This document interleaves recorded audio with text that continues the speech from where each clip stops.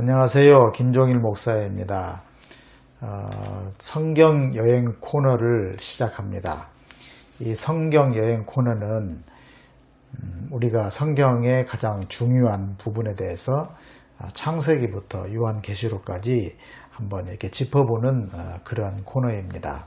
우리가 성경을 전문적으로 신학자처럼 알기는 어렵지만은 그래도 성경을 읽는다거나 공부하는 것이 자칫하면은 헛다리를 짚을 수가 있기 때문에 우리가 그러한 실수를 하지 않고 그래도 객관적이고 증거가 있는 검증된 그런 방식의 그 성경 공부를 하는 것은 참 중요하다고 생각이 듭니다.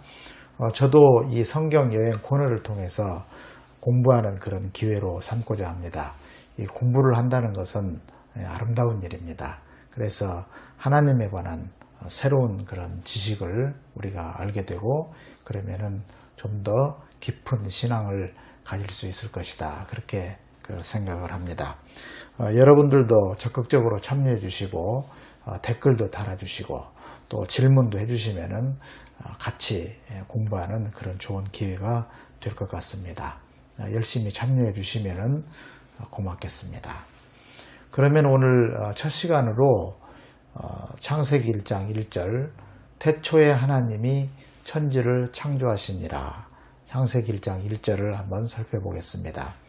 창세기 1장 1절은 성경의 어느 구절보다도 더 중요한 그런 우리가 생각해야 될 그런 부분들이 많이 있기 때문에 1장 1절을 따로 이렇게 중요하게 한번 다루어 보려고 합니다. 먼저 그 태초에라고 하는 말이 있습니다. 이 태초에라고 하는 말은 시간의 그 시작을 말하는 것입니다. 시간의 시작. 이 시간의 시작이라고 하는 개념이 굉장히 중요하지요. 시간은 물리학자들도 이해하기 어려워합니다. 시간은 중력이 강한 곳에서는 천천히 흐르고 중력이 약한 곳에서는 빨리 흐른다고 합니다. 이런 것은 우리가 참 이해하기가 어렵죠. 근데 실제로 그렇다고 합니다. 그래서 시간 개념은 참 쉽지 않은 것 같습니다. 다만 우리는 지금 시공간 4차원의 세계를 살고 있습니다. 4차원의 세계죠. 4차원은 뭐냐면 시간과 그리고 3차원의 공간. 그래서 그걸 합쳐서 4차원의 세계라고 이렇게 말할 수 있겠는데요. 우리는 이렇게 시공간 4차원의 세계를 살고 있습니다. 그런데 이 시간의 시작이 주는 의미가 굉장히 큽니다. 이것은 누군가가 시간을 만들고 시간을 시작하게 하였다는 의미가 있습니다. 누군가가 시작한 것이죠. 우주는 138억 년경에 빅뱅으로부터 시작했다고 합니다. 대폭발 이론이죠. 그래서 대다수의 물리학자들이 이 대폭발 이론을 수용을 하고 있습니다.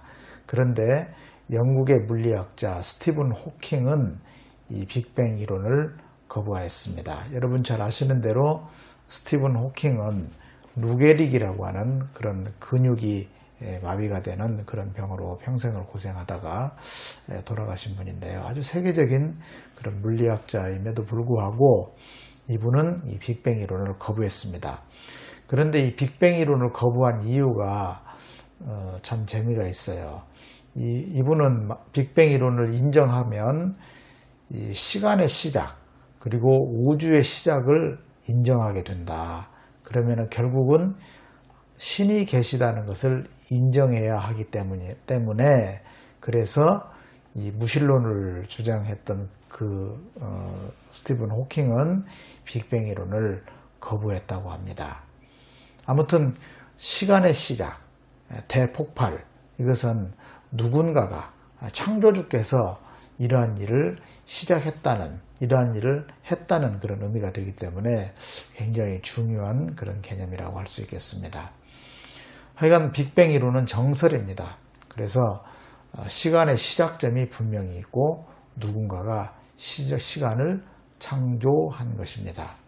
하여튼 시간의 시작이 있었다는 사실을 생각하면은 우리는 이것을 창조하신 분이 계시다는 것, 이것을 알 수가 있겠습니다. 지금까지 태초에 대해서 생각을 해봤는데요.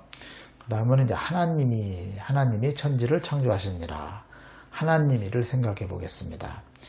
여기에 이제 하나님은 엘로힘이라고 하는 하나님의 칭호, 엘로힘으로 되어 있습니다.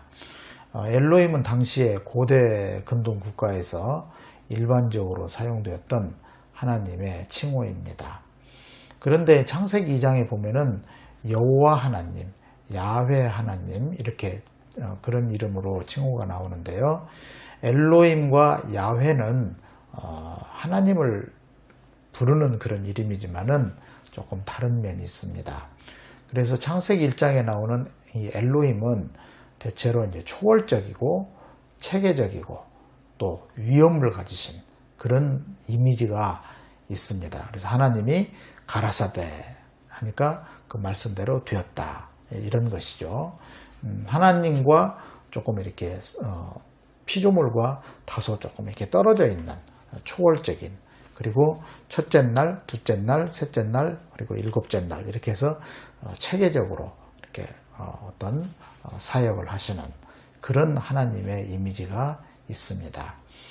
반면에 이제 창세기 2장에 나오는 야훼, 여호와 하나님은 이 사람에게 좀 더 이렇게 친숙한 친구 같은 이미지, 그런 이미지가 있습니다. 그래서 흙으로 이렇게 사람을 빚기도 하고 그런 토기장의 모습 같은 그런 모습이죠.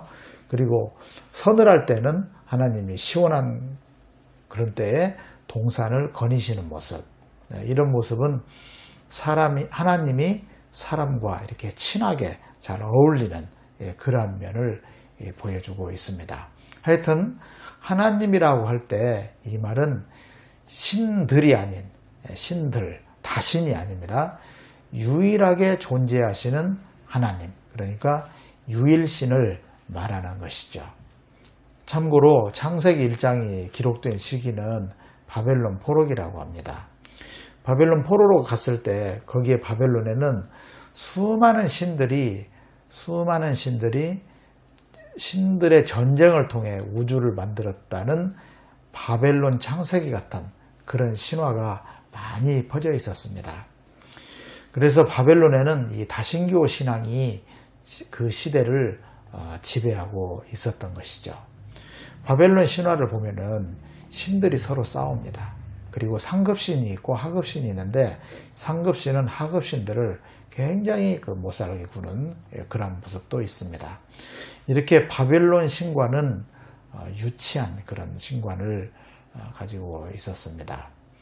그렇지만은 이스라엘은 그런 다신론에 굴복하지 않고 유일하신 하나님 신앙, 유일신관을 깨달은 것입니다. 사람이 그렇게 만들어낸 것이라고 볼 수는 없고요. 이것은 이제 성령의 인도하심이다, 계시다 이렇게 볼 수가 있겠습니다. 유일하신 하나님 신앙을 깨닫고 이것을 이제 지켰던 것이죠. 이 유일신 신앙을 지키기 위해서 그들은 목숨을 걸고 지켰습니다.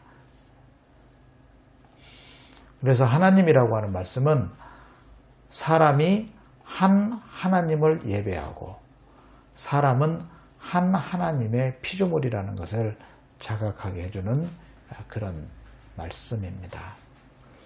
그 다음에 이제 창조하시니라 이렇게 되어 있는데요. 이 창조는 보통 그 두 가지 면이 있습니다. 첫째는 무로부터의 창조입니다. 이 무라고 하는 것은 아무것도 없다, 이제 이런 의미로 보통 쓰여집니다만은 아무것도 없다는 그것만의 뜻이 아니고 이 무는 유한한 차원과는 비교할 수 없는 무한한 차원을 말합니다. 그러니까 우리는 이제 유한한 차원, 유라고 하는 세계에 살고 있지 않습니까? 그러나 하나님은 무한한 차원이다. 그래서 이 무는 하나님의 세계를 말하고 있습니다. 그래서 창조는 먼저 무로부터의 창조라고 하는 사실을 우리가 알고 있어야 되겠습니다. 또한 둘째는 계속적인 창조입니다. 우리가 창세기 1장을 유심히 읽어보면은 혼돈, 공허, 흑암 이런 것들을 극복하고 질서와 조화를 이루어가는 것을 이렇게 볼 수가 있습니다. 그래서 첫째 날, 둘째 날 이렇게 하면서 아주 이제 점점 이 세계가 혼돈과 어떤 공허, 흑암을 극복하고 질서와 조화가 이루어지는 것을 볼 수 있습니다. 이러한 그 창조를 계속적인 창조라고 하는데요. 이 창조는 창조의 시작이 있고요. 시작부터 그리고 종말이 있는데 시작부터 종말까지 계속 진행이 되고 종말에 완성됩니다. 그래서 우리는 시작부터 종말을 향해서 가고 있는 그러한 역사, 그러한 상황 속에서 우리는 살아가고 있고 하나님은 계속적으로 창조하시는 것이죠. 이 계속적인 창조는 하나님의 섭리이고 섭리라고도 말합니다. 그리고 하나님의 구원 사역 이렇게 이해하시면 되겠습니다. 이제 창세기 1장 1절의 중요성을 좀 살펴보려고 하는데요. 창세기 1장 1절은 신앙인이 되려고 하면은 반드시 넘어가야 할 문턱입니다. 창조주 하나님이 계시고 또 그분이 우주와 인간을 만드셨다. 이러한 믿음이 없으면은 바른 신앙을 가질 수가 없기 때문입니다. 창조신앙이 그래서 중요합니다. 하나님은 만물의 근원이십니다. 그리고 이 사실은 우리 이성과 학문으로 완전하게 증명할 수는 없습니다. 다만 우리가 가진 이성과 영성, 지성으로 깨닫게 되는 것입니다. 아주 간단하게 생각한다면 자동차가 있지 않습니까? 자동차는 누군가가 만들었기 때문에 존재하는 것입니다. 마찬가지로 우주문물도 그냥 존재하는 것이 아니고 하나님께서 만드신 것으로 믿는 것이 더 합리적이고 이성적이다 할 수 있겠습니다. 맺겠습니다. 창조주이신 하나님은 지금도 계속적으로 창조하시며 섭리하시는 분이십니다. 계속적으로 창조하시고 그 하나님을 바로 믿어야 우리가 피조물로서 바른 본분을 지킬 수 있는 것입니다.